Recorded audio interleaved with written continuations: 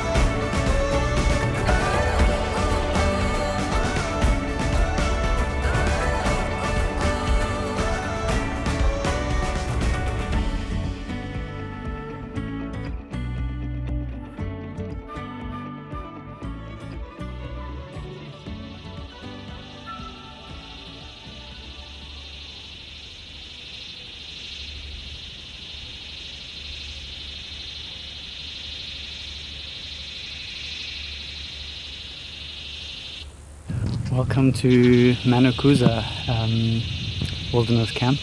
It's a beautiful little camp in the middle of nowhere really. There's nothing for about 30 k's in, just on the edge of Kruger Park, and we have this weekend just to do a bit of trekking. There's our rooms on the opposite side and the kitchen and everything, and then moving down there goes to the infinity pool. Really magical.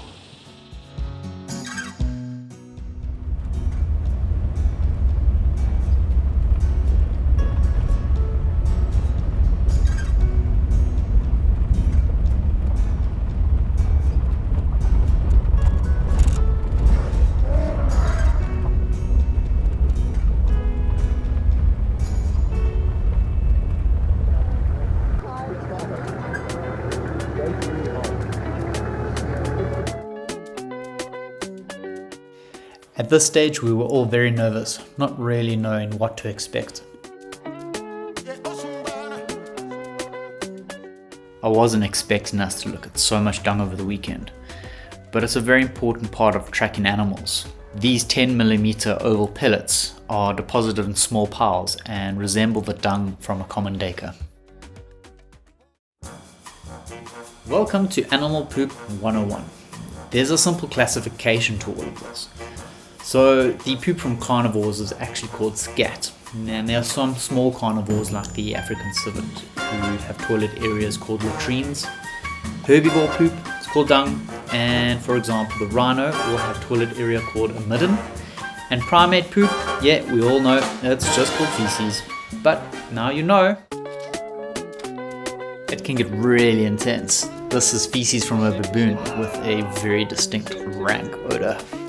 Hyena scat is white in color due to the amount of bones that these animals eat. Interesting fact is that terrapins and tortoises eat this because of the high calcium content to strengthen their shells. A hippo will turn its behind towards the bush and scatter its dung by wagging his tail. There is an African folktale about the hippo and why they spray and scatter their dung. When the world and all its creatures were created, all those that could walk were placed on the land, and all those that could swim were placed in the waters. Many of the animals roamed the African bushveld with ease, except the hippo. The sun was hot, blazing through the sky, and the delicate skin of the hippos suffered immensely. The one place hippo found reprieve from the powerful African sun was in the water, cool and soothing. Hippo decided to share his concerns with the Creator, explaining the discomfort and pain the burning sun was inflicting on his skin.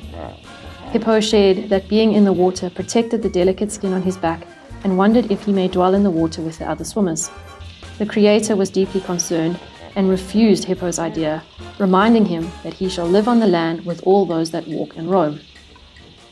Hippo was disheartened by the Creator's answer, and as the days passed by, he found solace in the waters during the heat of the day and roamed the land by night.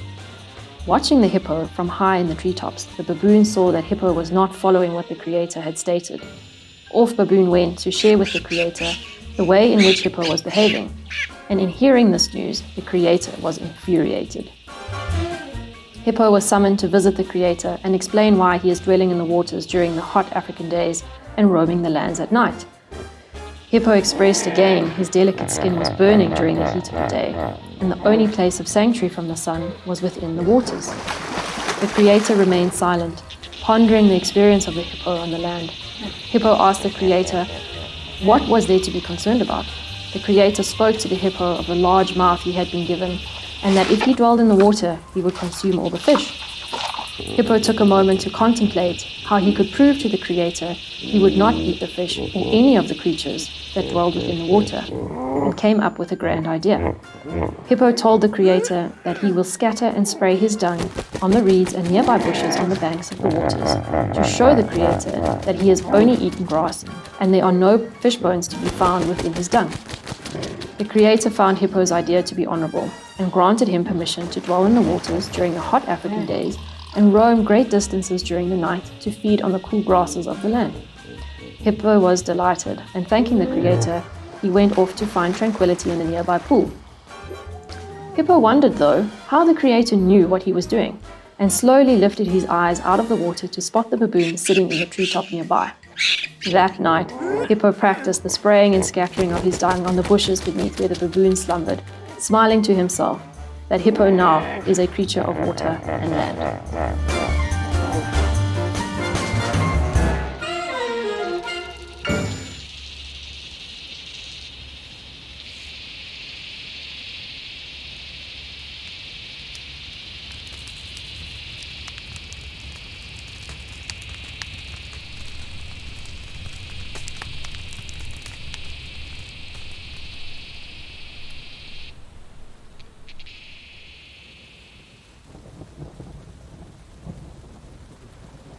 But it is raining quite heavily, and the new plan is to sleep in a bit more, go have some coffee a bit later, and a bit of lectures at 7. But we're gonna probably wait for the sunrise and just watch the rain over the veldt.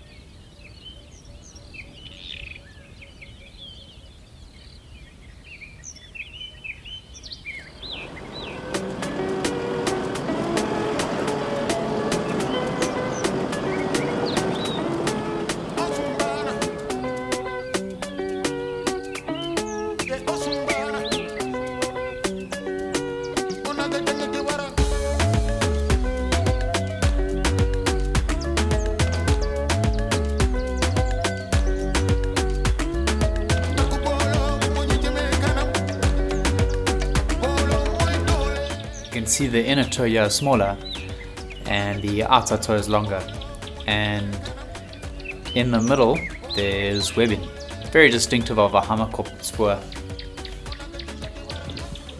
These are terrapin claw marks on the side of a rock. There's a term called registering, which means that the back foot is placed directly on top of the front foot. This is bushbuck spoor, as we can see of the direct registering, as well as the hooves point slightly outwards.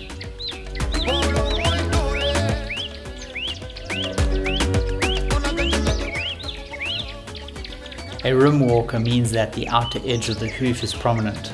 This is evident in Impala and Steenbok. These tracks are of those in an Impala.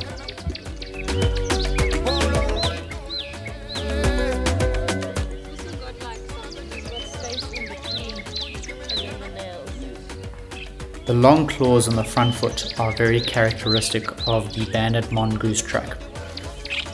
There's a lot of buffalo in the area, and this hoof is basically got a round, broad shape, and sometimes you can see the dew claws in the soft soil.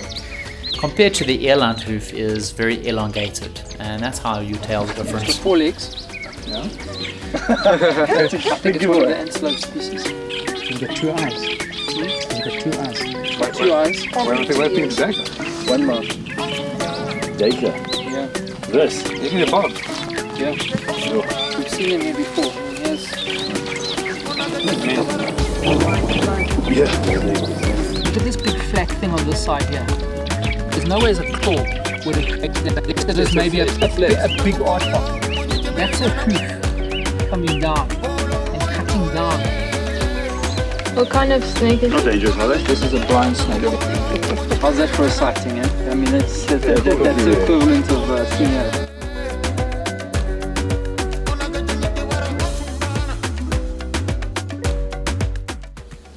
Scorpion hole. This is a rat hole. Mouse hole. I'm sure you Ian and... They're like really the same size as my hand.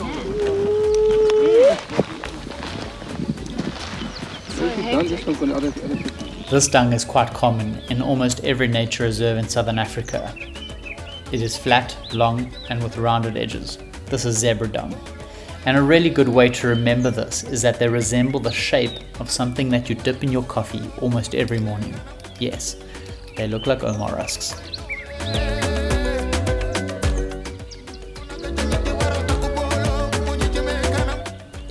This dark coloured dropping is deposited in a latrine with evidence of hair and is from a genet.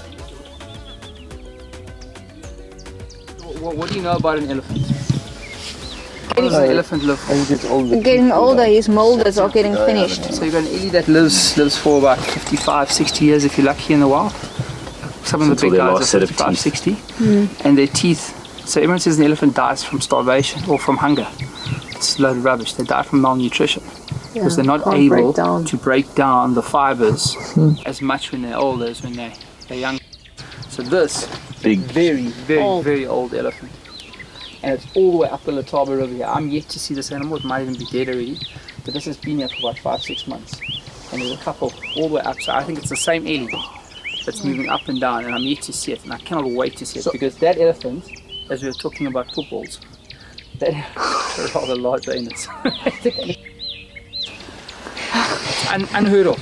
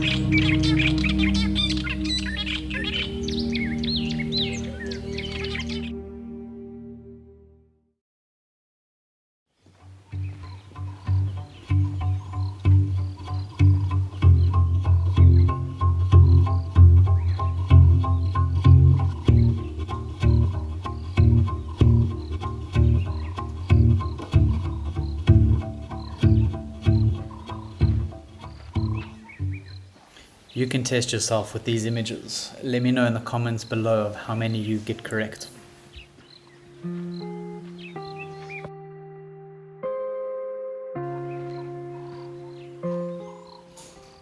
Hyena tracks are about the same size as your hand. They have 2 lobes in the main paw pad. They have claw marks, and the soil forms a ridge between the toes and the main paw pad.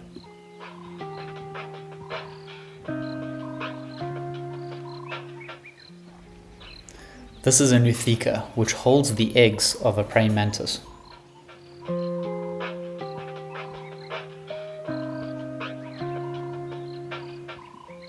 Civet tracks are about the size of your thumb. They have claw marks, and both left and right sides are symmetrical.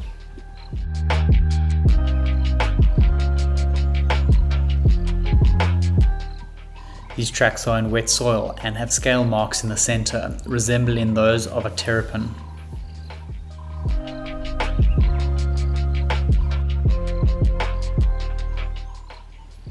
Serval drop-ins are surprisingly large, measuring about 20 millimeters in diameter. They contain lots of rodent hair, which resemble an old piece of steel wool.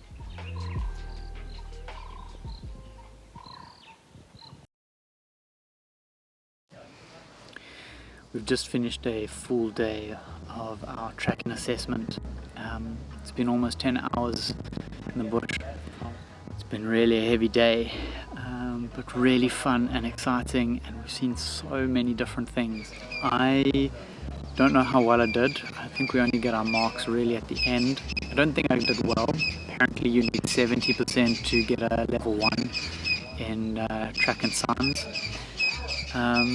But yeah, this is my first time doing this, my first time really trying tracking, and I will be back to learn more. This has been an amazing experience.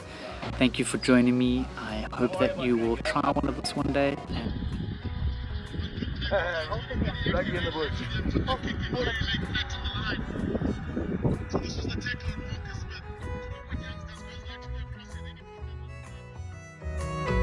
I'd like to extend our deepest gratitude to Greg and his team at Manukuza camps who have organized this trekking weekend. Manukuza also hosts various backpacking and slackpacking trail options, and what a way to really nourish your soul in the raw wilderness of the greater Kruger National Park. And I've left all his details below. If you have ever done any tracks and signs or even a safari walk, please let me know in the comments below.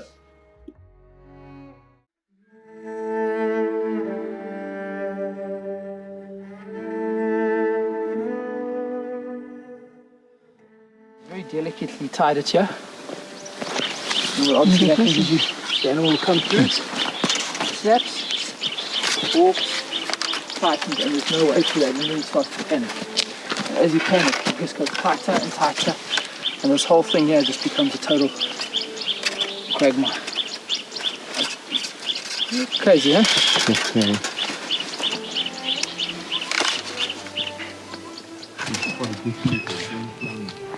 Oh, it needs to carry, sure. Yeah, I don't know. It's in quite a state. So this is what it was originally tied to.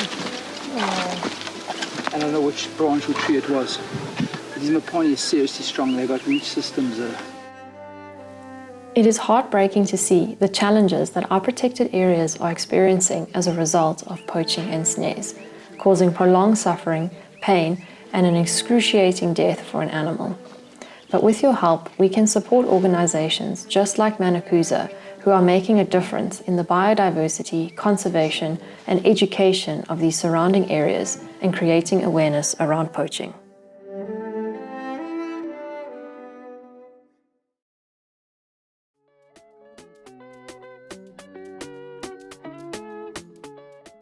Bull, nice big Ellie bull. What does he do when he walks down the road and he wants to show up to a few girls? What's he using? You know, what do you know about that? Must, testosterone. Must, exactly, testosterone. That's so he's got a completely different vibe going through his body compared to a female. And what do you know about a female that's obviously ready to reproduce and that sort of thing? There's estrus and there's all those cycles that are taking place, and it comes out in the dung. So obviously the dung is inside the body. I say the flavor or the taste of those different cycles what is in the dung.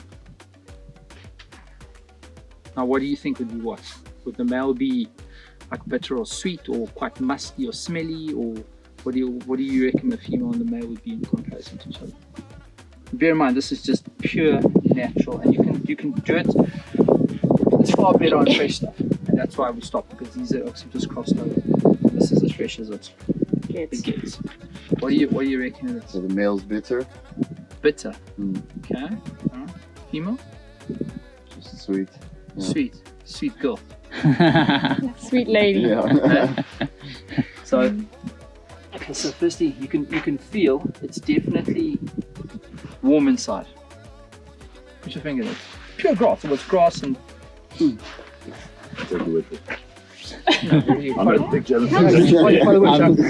I'm sure it's warm. That's fresh. No chance. No, you gotta. Perfectly. And taste it. A little bitter. You like Taste that? No. No. I know what it is. Go for one more. One more. Mm.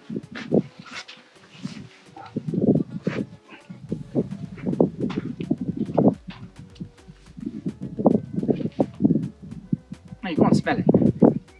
Taste it. Just tastes like grass. A Just bit bitter grass. No, bitter, no. A little bitter, but I don't know if that's grass or.